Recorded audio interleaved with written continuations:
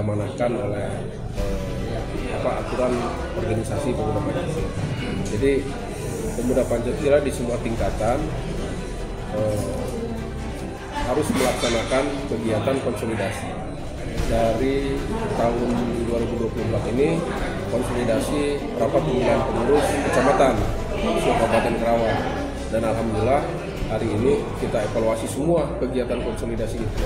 Jadi evaluasi konsolidasi ini dari mulai RPP, terus kemudian tentang KTA-nisasi itu kan, terkait seluruh anggota harus ber-KTA, juga program-program kerja yang dilakukan oleh para pimpinan-pimpinan PAC di kecamatannya masing-masing.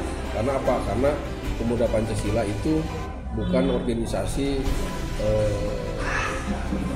dibentuk cicing gitu kan, bukan organisasi kucing, tapi Pemuda Pancasila itu organisasi kader, organisasi yang banyak program, harus melaksanakan kegiatan-kegiatan sesuai perintah-perintah organisasi.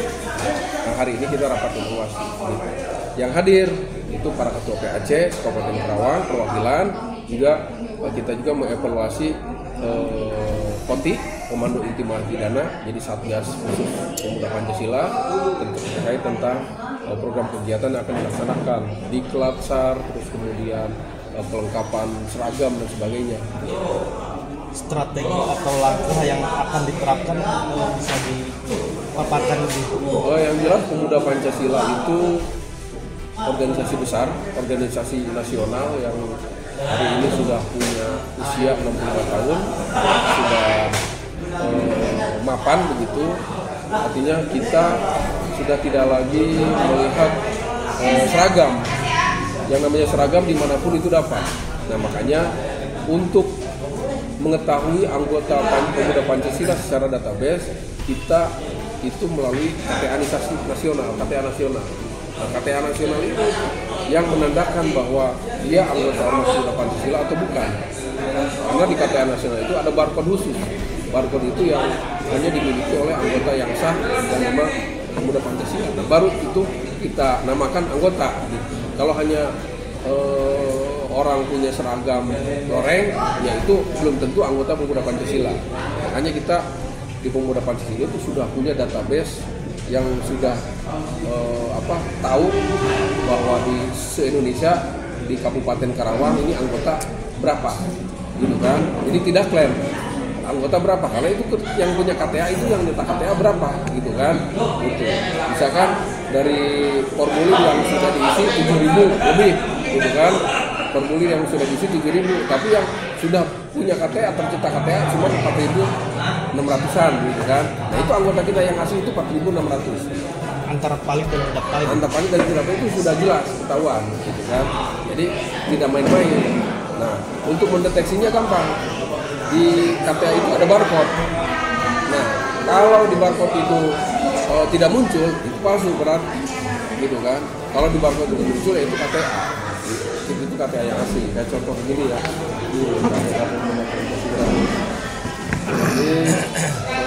Ini ada barcode nih. Nah, ini KTA saya. Ini ada barcode. Mana HP saya? Deketan. Nah, ini ada barcode-nya nih. Ya. Ini ada barcode. Nanti kalau dicek, ini muncul.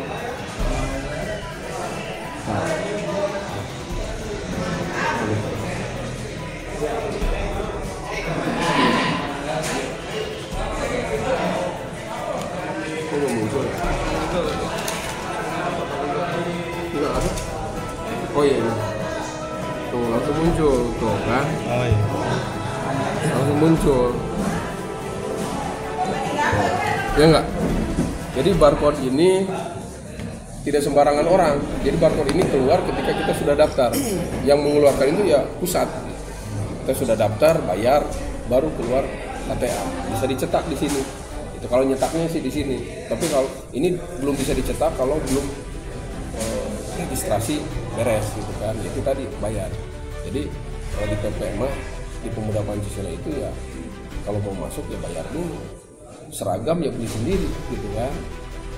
Jadi sebelum masuknya udah memodal serangan.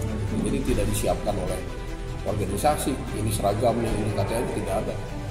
Yang ada silahkan kamu masuk, kalau mau ya silahkan itu di KTA. Tapi memang ini se-Indonesia, di nasional, gitu. Yang lain? Di pengunjung tahun ini kan bagaimana ketua nilai dari kinerja setahun ke belakang? Oh, ya. Jadi alhamdulillah Kabupaten Karawang di bawah pimpinan saya kurang lebih 3 tahun berjalan ini, gitu kan. Penataan kembali kegiatan-kegiatan struktur itu sudah berangsur membaik lah.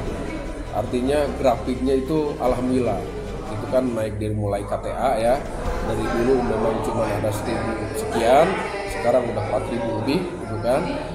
Terus kemudian kerapihan dari struktur di tingkatan PAC itu sudah tertib. Satu PAC itu minimal 150 KTA anggota yang punya gitu kan. Sekarang udah 30 kecamatan, ya PR itu cuma 1 di Rawamerta gitu kan.